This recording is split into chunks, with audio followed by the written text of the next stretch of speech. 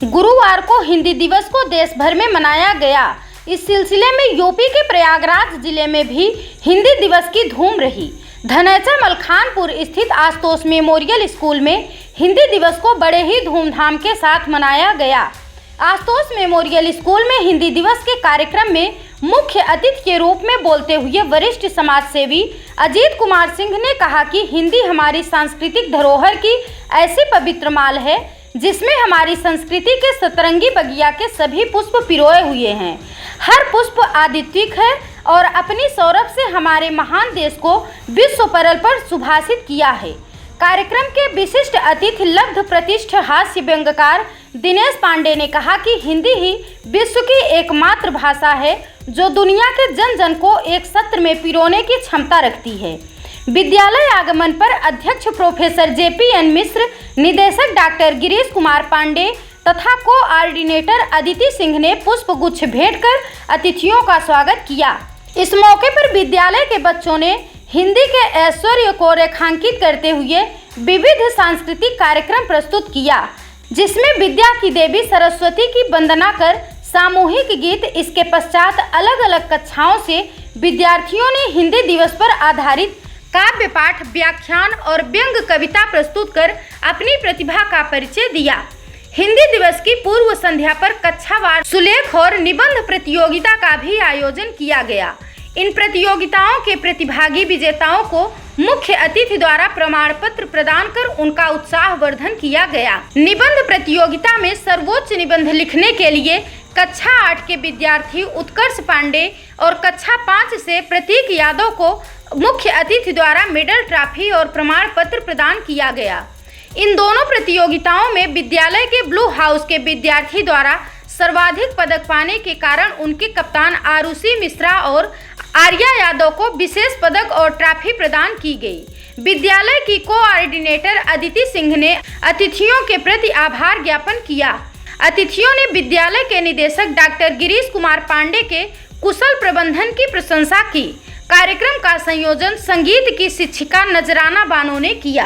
बहुत जख्म हो सीने में, बहुत दर्द हो सीने में, फिर भी हंसना पड़ता है। बहुत दर्द हो सीने में, सर सुनिएगा एक हास्य कवि की दिल की असली बात कि बहुत दर्द हो सीने में फिर भी हंसना पड़ता है। और कभी मदारी कभी जमूरा खुद ही बनना पड़ता है। कभी मदारी कभी जमूरा खुद ही बनना पड़ता है। और स्वयं तमाशा बन जाना सबके बस की बात नहीं, पर तुम्हें हंसाने खातिर मुझको बनना पड़ता है। तो सुरभित छंद हो जाए, कथानक व्याकरण समझे, तो सुरभित छंद हो जाए। हमारे देश में फिर से सुखद मकरंद हो जाए। हमारे देश में फिर से सुखद मकरंद हो जाए। मेरे ईश्वर मेरे दाता ये कविता मांगती तुझसे। मेरे ईश्वर मेरे दाता ये कविता मांगती तुझसे। युवा पीढ़ी संभल करके, युवा पीढ़ी संभल करके विवेकानंद हो जाए। युवा पीढ़ी संभल करके विवेकानंद हो जाए। महाकवि हैं, उन्होंने लिखी है, धर्मराज युधिष्ठिर जब धर्म अधर्म की गणना में उलझ जाते हैं तब श्री कृष्ण उन्हें ज्ञान देते हुए कहते हैं कि युद्ध से पीछे हटना कायरता है, क्षमाशीलता नहीं। शक्ति के साथ ही क्षमाशीलता सुशोभित होती है। क्षमा दया तब त्याग मनोबल, सबका लिया सहारा। पर नर व्याघ्र सुयोधन तुमसे कहो कहाँ कब हारा। क्षमाशील हो रिपु समक्ष तुम हुए विनत जितना ही। दुष्ट कौरवों ने तुमको कायर समझा उतना ही।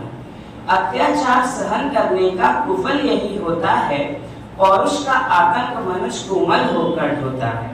क्षमा शोभती उस विषधर को जिसके पास गरल हो, उसको क्या जो दंतहीन विष रहित विनीत सरल हो। 3 दिवस तक मदद मांगते रघुपत सिंधु किनारे, बैठे पढ़ते रहे छंद अननय के प्यारे प्यारे।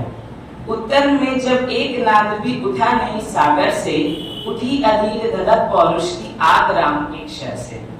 सिंधु देह धर त्राहि त्राहि करता आ गिरा शरण में, चरण पूज दास्ता ग्रहण की बंधा मूढ़ बंधन में।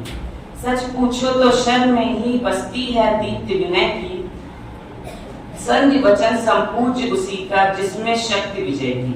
सहनशीलता क्षमा दया को तभी पूजता जग है, बल का दर्प चमकता उसके पीछे जब जगमग है।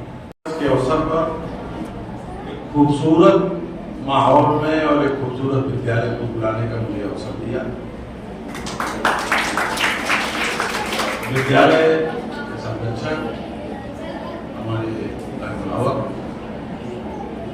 श्रद्धेय JP जी को सादर प्रणाम करता हूँ। हमारे अग्रज इलाहाबाद की धरती के धरोहर नजर इलाहाबादी साहब को प्रणाम करता हूँ। विद्यालय के समस्त स्टाफ, विद्यालय के प्यारे बच्चों और यहाँ की कर्ता धर्ता प्रिंसिपल अतिथि में सबको मैं हिंदी दिवस की शुभकामनाएं देता हूँ, क्योंकि मैं एक हिंदी माध्यमिक विद्यालय में अध्यापक भी हूँ और बाल अधिकारों पर लगभग 23 वर्षों से मैं कार्य करता हूँ। हमारे जो हम यहाँ बच्चे बैठे हैं, मैंने एक यात्रा की थी 2009 में, जो बिहार से लेकर दिल्ली तक मैंने यात्रा की थी। मेरा सिर्फ एक ही उसमें एम था, उसके बाद राइट टू एजुकेशन लागू हुआ मनमोहन सिंह जी की सरकार थी।